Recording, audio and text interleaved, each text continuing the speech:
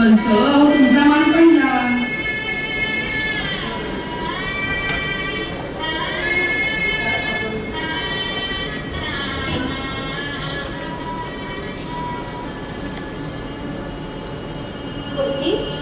अगं लग्न घरात किती छान वाटतं नाही. नातेवाईकांची गर्दी, नटणं कुरटणं हे सगळं पाहिलं की याला लग्न घर का म्हणतात ते कळतं. खरंय ग. आणि भाऊजींचं आजचं रूप बघितलंस का? हो ग, दादा किती छान दिसतोय यार. लग्नाचं तेज येतच ग. आता पुढचा सोहळा तुमचा बरं का हंसबाई. काय गं तुझं ना काहीतरी करतं. काय ग पोरी ग गप्पा मारत बसल्यात, किती कामं पडलीये. अगं हो बाई, करतोय आम्ही कामं. हे बघ, ती फुलांची रांगोळी ना आता देवक ठेवलं ना देवापुढे, ही रांगोळी घालणार. वैजू आहेराचं बघून घे एकदा. नवऱ्या मुलीला घालायचा चांदीचा साज तुझ्याकडेच ठेव आणि वेळ आली की वहिनीच्या हातात दे, कळलं? आणि मुंडावळ्या कोणाकडे आहेत माई? या बघ. होय बाई, ठेवलाय साज माझ्याजवळ. पण सोन्याचे सगळे दागिने मात्र नानांच्या सगळ्यात ठेवायचे असतात ना? हो अर्थात. ही जबाबदारी ते अगदी आवडीने आणि आनंदानं पार पाडतात. मुकुंद आणि हे पेढीवरच गेले तर दागिने ताब्यात घ्यायला. सगळ्या लग्न कार्यात तोपर्यंत त्यांचाच असतो बघ. दागिने आणि रोकड सांभाळणे ही सर्वस्वी त्यांची जबाबदारी असते. मी नेहमीच चिडवते त्यांना, जावई म्हणून छान मिरवता की सगळ्या लग्न कार्यात. हे मात्र अगदी खरे बाई. अहो, प्रत्येक लग्नात तो मान नानांचाच असतो. माझ्या वेळेचं आठवतंय की मला. तुम्ही दोघे म्हणजे उत्साहाचा जराच आहात. किती जोमानी काम करता. आम्हा तरुणांनाही लाजवेल असं. कार्य म्हटलं की करावंच लागतं बाई. लग्न कार्य असलेल्या घरात हाताखाली ढिगभर जरी गाडी माणसं असतील ना तरी येतील तेवढे मदतीचे हवेच असतात बघ. बोलत काय बसलीस? जा नवरदेवाला मुंडावळा बांध, मी आलेच औक्षणाला. कल्पना सगळे तुझ्याशी गोळा करताय. आजी आजी, बाहेर रंगा काका आलाय. आई तुला हाक मारतेय. चलो.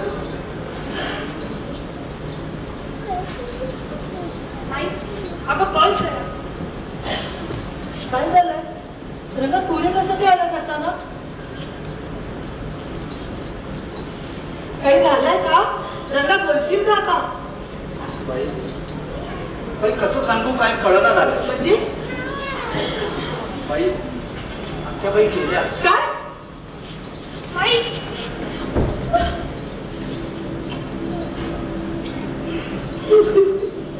माई अरे असं कसं झालं अचानक? फक्त खोकलाच तर झाला होता ना, असं कसं झालं मग? हे काय कळलं नाही बाई. रात्री विशूभाऊ उशिरा आले, कंपनीत खूप काम होतं. आत्याबाई रात्री जेवल्या नाही ते म्हणे. सकाळी ज्यांना का की मोठमोठ्यांदा ओरडत आली तेव्हा म्या धावत गेलो. पण आत्याबाई तोवर गार पडल्या होत्या. तरी मी डॉक्टरला घेऊन आलो. त्यांचीच मोटरसायकल घेऊन आलो इकडं मी. तिकडं जना काकी आणि विजू भाऊ दोघच आहे. हा आता आजूबाजूला कळलं असेल मला. नाना आणि ह्यांना कळवायला हवं. मी पाठवू का कुणाला तरी? नाही नको, आत्ताच या गोष्टीची वाच्यता नको. शुभकार्य असलेल्या घरात अशा बातमीमुळे अपशा कुणाचं सावट नको. घरात बांगड्या भरण्याचा कार्यक्रम चाललाय, विरामकाची पूजा चालू आहे. दादा वहिनी सगळेच किती आनंदात आहेत. तिकडे विजू, त्याला सावऱ्याला कोणी देखील नाही. नलू नलू काय ग असं केलंस नलू? नाही अगं शांत हो. सावर स्वतःला जरा. आजी नाना आलेत ग. काकू आत्या कुठे आहात सगळे? गंगा तू नको समोर, मी बघते यांना कसं सांगायचं ते.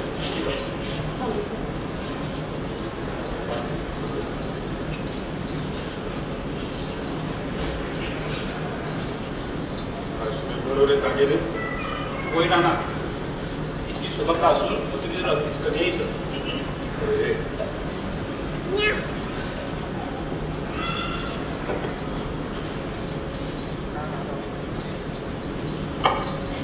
अहो खाण्याची कसली घाई? पूजा संपेलच ना आता. थेट जेवलोच असतो. होऊ दे दादाचं. तुझे दादाचं आणि बाकी पाहुणे मंडळी देखील आहेत ना. सगळ्यांचं खाऊन झालंय, तुझ्या संपायला वेळ येतो. खाऊन जा अर्ध मुकुंदा, जा तू पण खाऊन घे काहीतरी.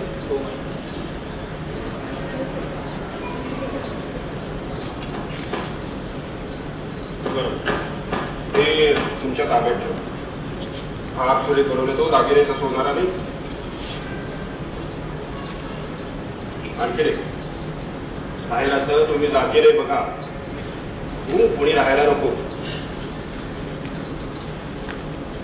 काय झालंय ना, बरं वाटत आहे का? मी बघते ना.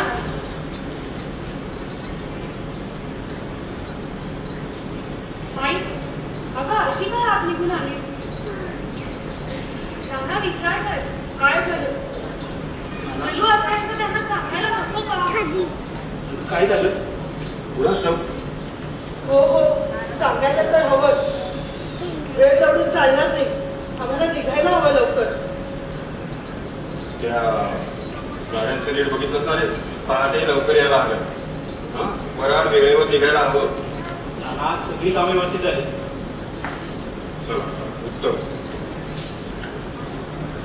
काय झालंय? आपल्याला घरी परत जायला हवं. काय झालंय? अहो हा, नलिनी, काय झालं?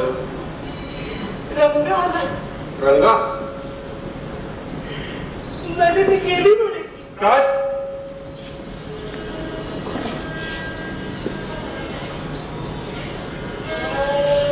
मी दादाच्या कानावर घालते. तुझ्या संपायला वेळ होता म्हणून बोलली मी. तुम्ही नव्हतं. आपल्याला लगेच निघावं लागेल ना? थांबा, काही नको. अहो आपल्याला लगेच निघावं लागेल. मी बाजूला बोलवून सांगते दोघांना. थांबा म्हणतोय ना. अहो घरात कार्य आहे, उद्या वराड निघायचंय, पुन्हा ते हिरमोड नको व्हायला. झालं ते व्हायला नको. आणि आणि रंगा आहे ना, मी निघतो रंगासोबत. अहो कमाल आहे बाई, मी निघतो काय? मलाही यायचंच आहे. घरात कोणी बाई माणूस नको का? तुम्हाला ऐकायचंच नाही का? या घरचं प्रथम कार्य. दादा बहिणीचा विचार करा जरा. तिकडे वाड्यात जण आहे ना, तर मी निघतो. मी येऊ का सोबत? जीवा इथलाच आहे. नको, कोणीही येऊ नका. रंगा, रंगा चल लवकर, आपण निघायला आहोत. चल.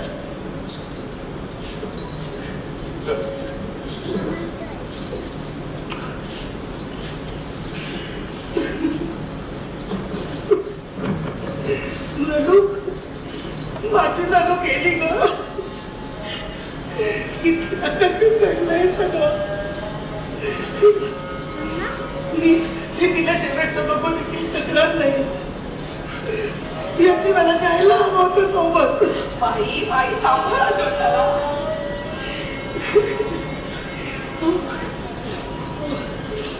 सांभाळायला तर हवंच स्वतःला. लग्नात शुभकार्य असताना डोळ्यातून अशी टिप काढत बसणं योग्य नाही. जे झालं ते झालं. आले देवाची इच्छा मना.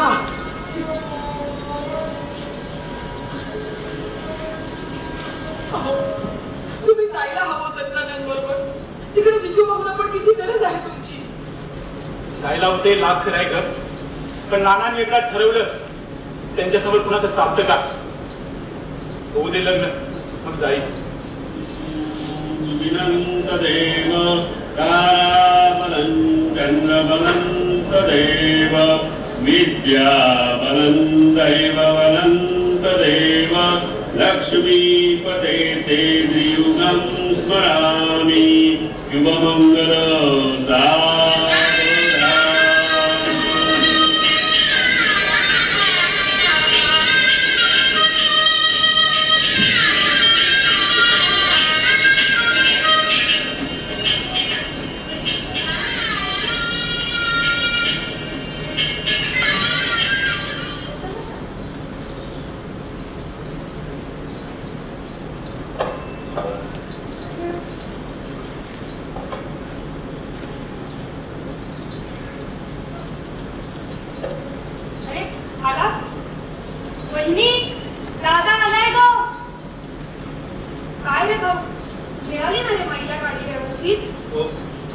समोरची जागा मिळाली. बरं झालं. 1 तासात पोहोचेल. गर्दी होती का रे गाडीला? होती का फारशी, पण माई एकटी गेली पटलंच नाही मला. ती नानांसाठी हट्टी. तिथं सुद्धा विचारलं येऊ का सोबत, नाहीच म्हणाली ग. हो ना रे, त्या तिकडचे बाकीचे सगळे कार्यक्रम पण राहिले आणि ती स्वतःच नानांना न कळवता निघाली. मला म्हणाली की तिकडचे सगळे म्हणजे नलू आत्मांचे दिवस आटोपले की येईल.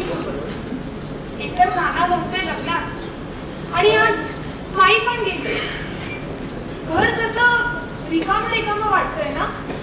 त्याला काय इलाज ग? हो ना. त्याला काय इलाज? आई लग्न पार पाडू शकल्या हेच खूप झालं माझं. हो ना. अगदी बंदी झाला होता. त्यांचं मन ना तिकडं वाढतच असणार. त्या फार जवळच्या होत्या. मामा मामी नाही किती वाईट वाटत होता त्यांचा चेहरा बघून. त्या दिवशी नाना कुठे दिसले नाही आणि माईंचा उतरलेला चेहरा बघून लगेच कळलं त्याला काहीतरी विपरीत घडलं आहे म्हणून. घरात एवढं मोठं कार्य तरी म्हणत होते मामा माई नेऊन सोडून येतो तुला. पण नानांचं फरमानच होतं ना, लग्न घर सोडून कोणीही यायचं नाही. बरोबरच होतं म्हणा. पण आज त्या कुणाला विचारायच्या भानगडीतच पडल्या नाही. तरी जाऊन येते म्हणाल्या एकदा. त्याचं मनच लागत नव्हतं आता इकडं. खरं आहे का तुझं बहिणी? अगं मामा आजही म्हणत होता येऊन सोडू का तुला, पण माईच म्हणाली की नको, नव्या सुनबाईंच्या घरचे यायचे, तुम्ही सगळ्यांनी इथे असलेलं बरं. अरे पोहोचतील तासाभरात. आपण काय इथे पडपडत बसतोय. बहिणी अगं चल, आपलं किती कामं पडली आहे.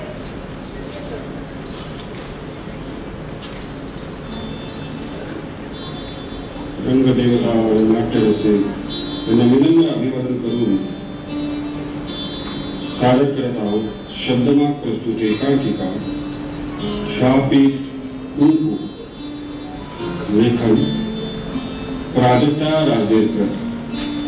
नेपथ्य प्रकाश, संगीत आणि दिग्दर्शन अतुल कुलकर्णी. कलाकार माई आरती भट,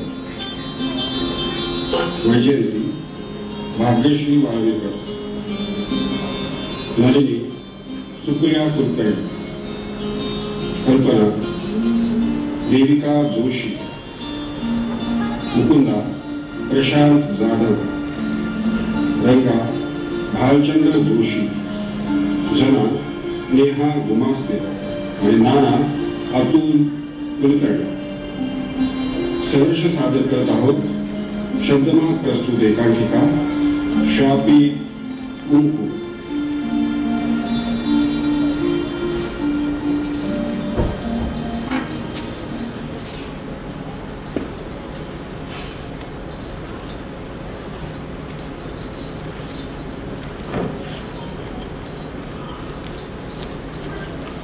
तुम्ही असं निघून आलात आम्हाला अजिबात आवडलेलं नाही.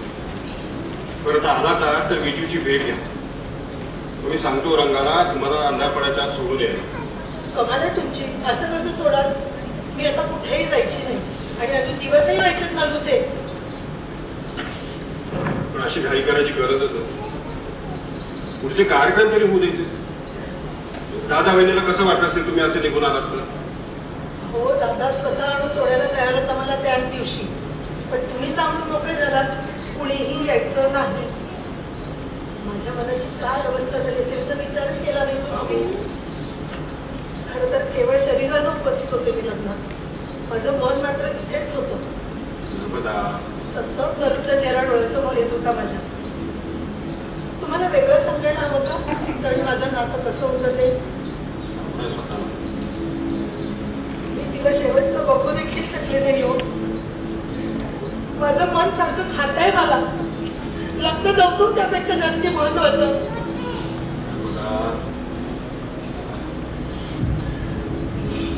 दादा बहिणीला खूप वाईट वाटलं. नलू आणि विजू माझ्या बरोबरच लग्नाला आले नाही म्हणून. मला वाटलं तुमच्या बरोबर तरी येतील, पण तेही नाही झालं. फक्त खोकला झाला तर तिला. असं कसं झालं मग? आपण आपल्यावर घेऊन यायला हवं होतं तिला. निदान वेळेत औषधोपचार तरी करता आले. आता असा पश्चाताप करण्याला काय अर्थ आहे का? तुम्हीच सांगा. ईश्वरी इच्छेला कोणी प्रतिप्रश्न करू शकलाय का? बरोबर आहे, पण आपण आहोत ना त्याला. असो, आता आराम करा. मी जरा बाहेर जाऊन येतो. गुरुजींना परवाच्या विधींचं बोलायचं, विचारायचं.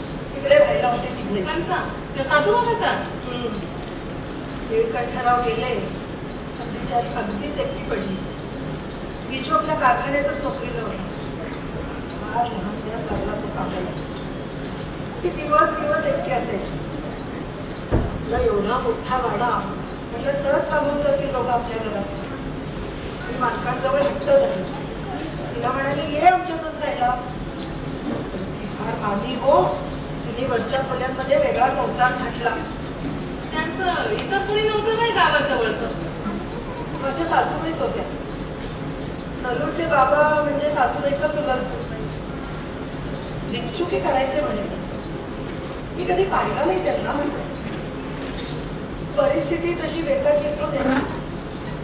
नलू त्यांची एकूणच एक मुलगी. अगं माझ्या लग्नात नलू गर्भार होती.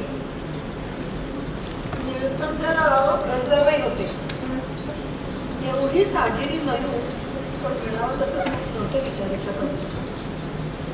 मी नेहमी सासूबाईंना म्हणायचे, नलूला कोणी छान नवरा मिळाला असता, पण निळकंठरावांसारख्या मूकबधीर माणसाची तिचं लग्न का लावून दिलं गेलं असेल. पण सासूबाईंनी फारसं काही सांगितलं नाही मला कधी तिच्याबद्दल. काम धंदा मी ते काय करायचे नाही मला. तेच की ग, पैशाची सुबत्ता नव्हती आणि सांसारिक सुखही नव्हतं फारसं होतं. तसं सांगायचं तर राहू द्या पैसा. तसं नाही जना, तू घरचीच आहेस, त्यामुळे तुला या गोष्टी सांगायला काहीच हरकत नाही. सदैव समाधानी असायची गरज, कायम हसतमुख. माझ्याच वयाची होती ग नलू.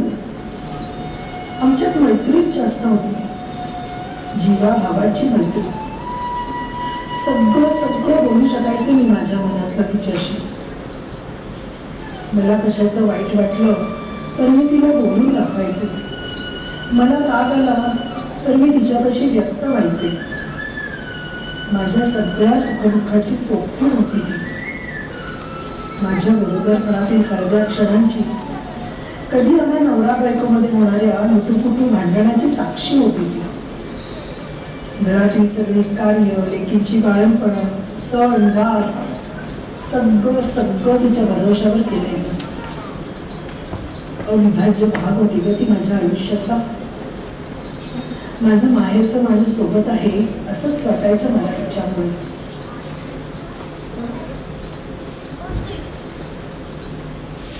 यांनी नदूला घरी आणण्याचा हट्ट मान्य केला हे नशीब. यांनाही फार दुःख झालं असणार आहे. शेवटी इतक्या वर्षांचा सहवास होता दोघांचा. बापरे, लोकांना कसला होता दुःख? असं नसतं ग जना. पुरुषांना दुःखाचा निचरा जरी करता आला नाही तरी विसरतात थोडीच. फार शांत झाले ते या दिवसापासून. जना जना जना ग, लक्ष कुठे आहे तुझं? बाई, कसं सांगू, काय बी कळत नाही बघा. म्हणजे काय झालं? बाई, तुम्ही नमो अभ्यास की तर काय जीव लावला? पण पण काय जना? बाई, काहीतरी सांगायचं. अगं बोल बाई जना. घंटा झाले आपण इथे बोलत बसलोय, कामं राहिले बाजूला. बाई, ननू ते गेले ना तवा. अगं बोल जना, तेव्हा काय? बाई, या इथं ठेवलं होतं ननू त्यांना. पुढच्या अन्नात तयारी चालली होती. सगळं बाया बापडे बाहेर गेले तेव्हा नावी बी आला. मग बिजू मोगे बाहेर गेले ना. मागला दारानं काहीतरी घेऊन इथं आले. तेव्हा मारत बसले होते इथं. आणि त्यांनी आत्याबाईंच्या भांड्यात हळूच कुंकू भरलं. बाई, काय का ठिकाणावर आहे का तुझं? काय बोलतेस तू? हे तुझ्या जिभेला काही हात? मालकांविषयी बोलतेस तू, समजते का तुला? माफ करायची, खरंच माफ करा. पण जिंदगीभर तुमचं मीठ खाल्लं नाही. तुम्ही सांगा, खोटं बोलू का? देवाच्यान खोटं बोलत नाही. ज्या मी माझ्या स्वतःच्या डोळ्याने पाहिलं तेच सांगितलं. स्वतःच्या लेकरावाने माया करता तुम्ही माया लेकर. मालकांनी बी आयुष्यभर लई उपकार केले माहिती माझ्यावर. असं काही बाई बोलत ना, तुम्हीच सांगा. तुमच्या आजकाला राहतो खोटा निघाला तर पालकांना म्हणा. अशी खोटी गोष्ट बोलायची मी हिंमत कराल का?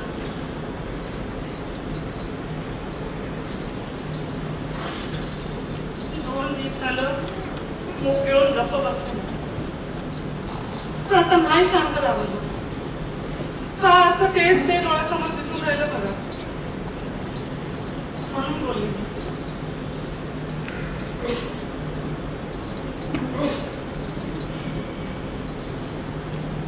आता बोललीस ते बोललीस, पण पुन्हा या गोष्टीचा ब्र देखील उच्चारायचा नाहीस कोणासमोर, समजलं?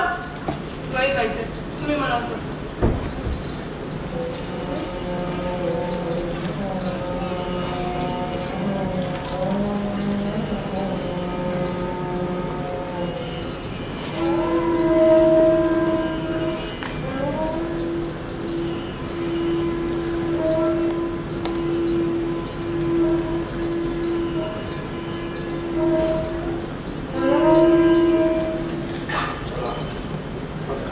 सगळं नीट पार पडतं. मुख्य म्हणजे पिंडाला कावळा शिवला हे फार बरं झालं.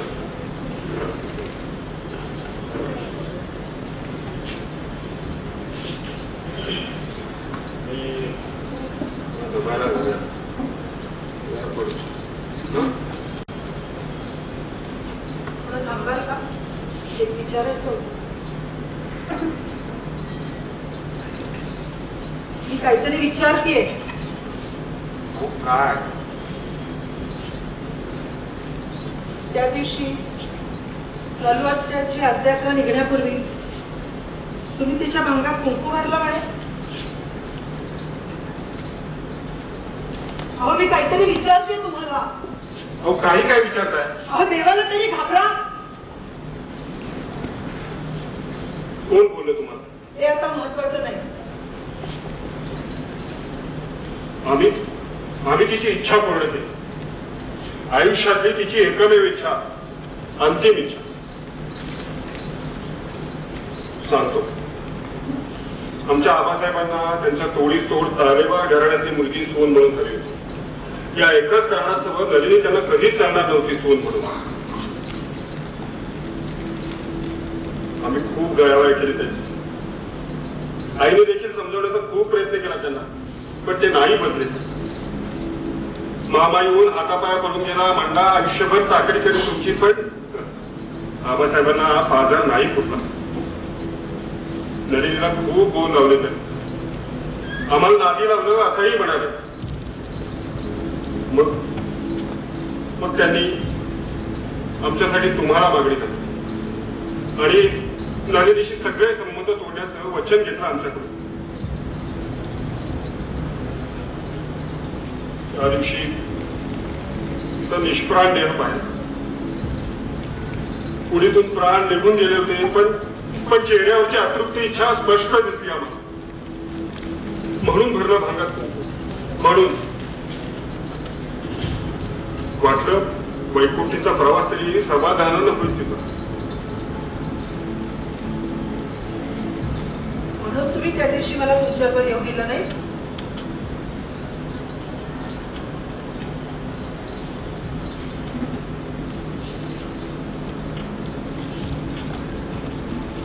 होय,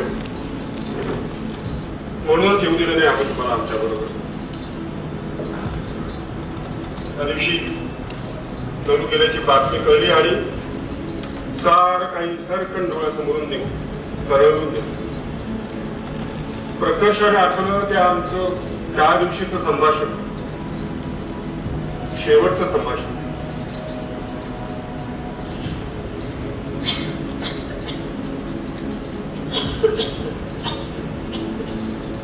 नलिनी, नलिनी, काय होते? हा त्रास होतोय का? जरा इकडे येतोस का खाली?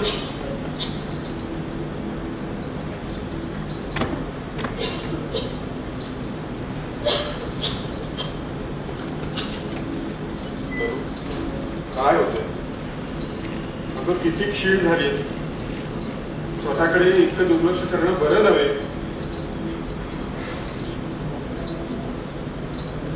का असेल कशी नव्हतं? मी काय चुकीचं बोललो का? चुकीचं आणि बरोबर बोललात तरी खरं. मला तर हसूच येतंय. बाबासाहेबांना दिलेलं वचन विसरला. याआधी कधी बोलला तर काही आठवतं? पण जाऊ दे, नकोच ते आठवत. लागायचं तुम्हाला. नलू, अगं का असं लागत बोलते? अगं आम्ही वचनाला बांधील होतो, तसं हा होतो आम्ही. तुला कळत नव्हती का आमची अस्वस्थता? तुम्ही सामोरे झाला असतात तर कळाली ना. आणि अजून तुमचीच असं येतात. माझं काय? सांगा ना, माझं काय? माझी काय चूक होती या सगळ्यामध्ये? मी वचन देऊन नातं तोडून मोकळे झाला. देवाही काही बोलला नाही आणि माझं असं लग्न लावून दिल्यावरही काही बोलला नाही. या सगळ्यात माझ्या आयुष्याची वार्ता तेवढी अगदी व्यवस्थित झाली. पण ती तुम्हाला का दिसावी? असं वाटतंय तुला नलू? हेच ओळखलंस तू आम्हाला? अगं या गोष्टीचा किती त्रास झाला याची कल्पना सुद्धा तुला येणार नाही. आम्ही नाही बोलू शकलो आबासाहेबांसमोर, पण ही चूक आम्हाला आयुष्यभर टोचत राहील. आणि म्हणूनच काही अंशी तरी आमच्या जबाबदाऱ्या पार पाडण्याचा प्रयत्न केला. पोचलत ना आम्हाला इतकी वर्ष. तू असं का कठोर बोलते? पण याच कठोर सत्याची मी बळी ठरली. तुम्हाला बोल ना. तुमच्या बायकोचं मन मात्र मोठं आहे हो. कित्येकदा वाटतं मी तिचा विश्वासघात करते. मी तिला सगळं सांगितलं तर करेल का माफ ती मोठ्या मनाने? पण मी ही वर्णना करते. वचन दिलं होतं आत्याबाईंना. वचन? कसलं वचन? तुमच्या संसारात कधीही आडवी येणार नाही असं वचन. काय? मी आलेही नसते वैद्य राहायला, पण मला ना तिचं मन मोडवलं. पण शेवटी आम्ही तुमचे आश्रय. आकाश नको बोलूच, त्रास होतोय ना. मी डॉक्टरांना बोलव का? नको आता. भावनेच्या भरात काही ते बोलून गेले, पण माझा आता कोणावरही राग नाही. मला आता काहीही नको. फक्त चिमूटभर हवं तुमच्या नावाचं पण तेही नव्हतंच माझ्याविषयी. तुम्ही नका काही मनात ठेवू. मी बोलून गेले खरी, पण माझ्या आता काहीही मनात नाही.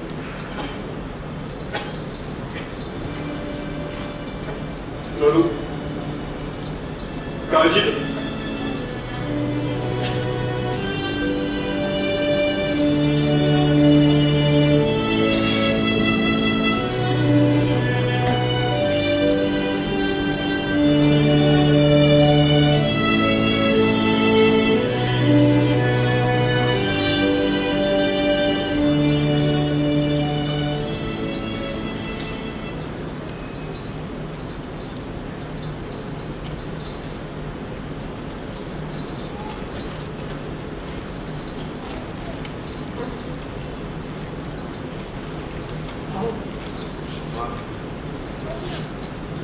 कोणीतरी सांगितल्याचं मला आठवतं.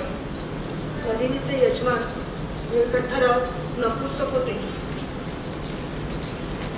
त्यावेळेस मी त्या हसण्यावरही नेलं होतं. माझ्या डोक्यावर हात ठेवून सांगा, म्हणजे विजू तुमचा? तुमच्या प्रश्नाचं उत्तर मिळालं मला. अहो ऐका तरी, बसा इथे, आमचं ऐका जरा. आता काही ऐकण्याचं, बोलण्याचं, समजून घेण्याचं त्राण नाही माझ्यात. मला जरा शांतता हवी. नर्मदा, अहो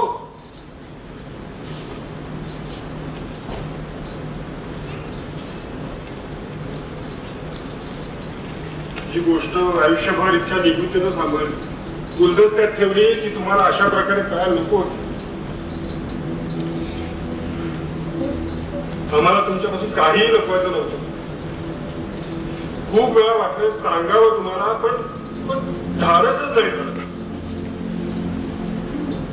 आबासाहेबांना वचन दिल्याप्रमाणे आम्ही नलिनीशी सगळे संबंध तोडले. तिच्याशी धड बोललोही नाही नंतर कधी.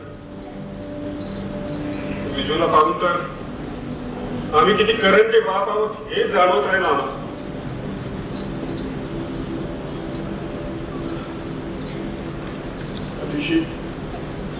रंगाती गेल्याची बातमी होणार. आधीच आयुष्यभर अपराधीपणाची भावना उरात घेऊन जगत आलो होतो. विजूचा अपराधी, नलिनीचा अपराधी, तुमचा अपराधी. ही इच्छा जर मी पूर्ण करू शकलो नसतो तर जगणंच असे झालं असतं. म्हणून केलं.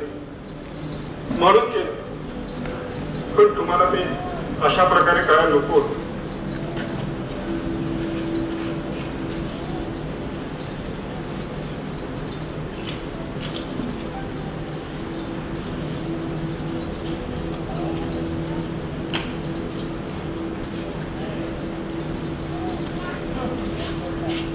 काय नर्मदा,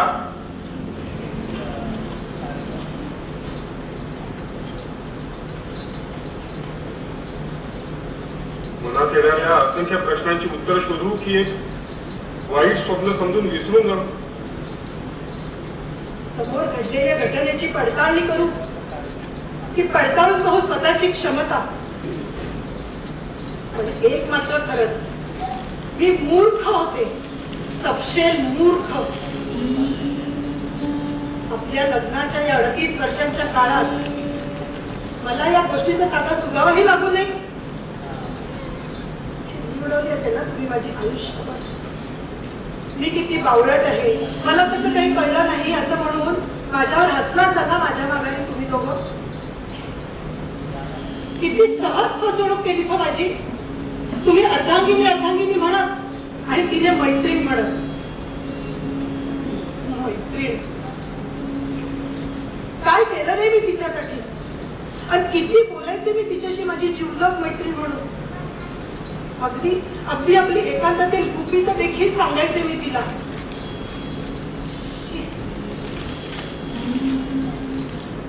मी कित्येकदा सगळ्या मुलांना घेऊन अगदी तिच्याही महिना महिना माहेरी राहायचे, तिच्यावर घर सोडून राहायचे.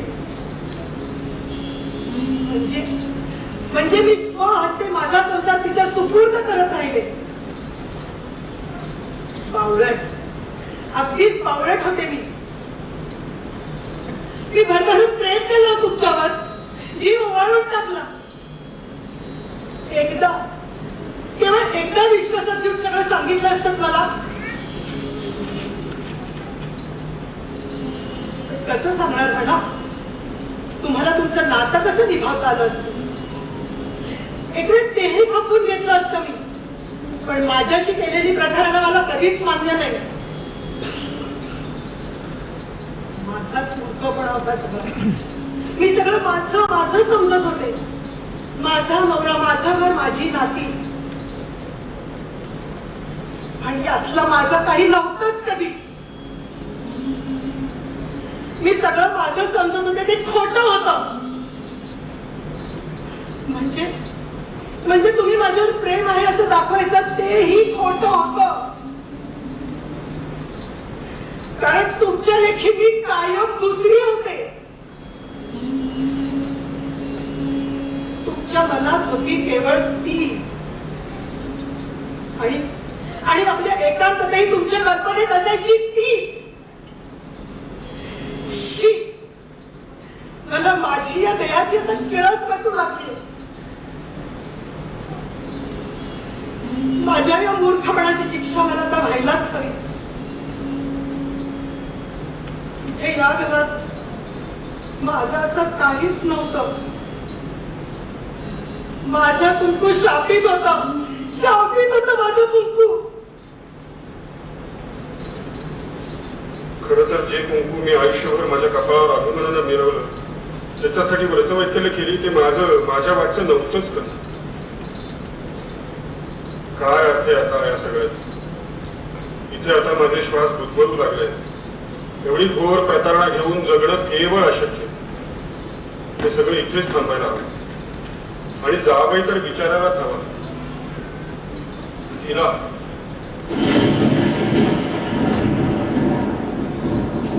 नर्मदा,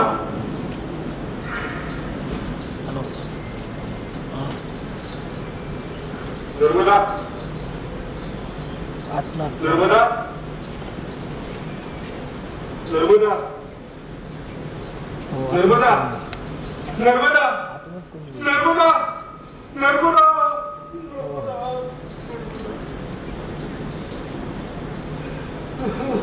आता फोन लागतो सगळं म्हणतो, आत्म करायला हरकत नाही. हॅलो हॅलो, हो आता फोन तुटलं सगळं, मग आत्म करायला हरकत नाही.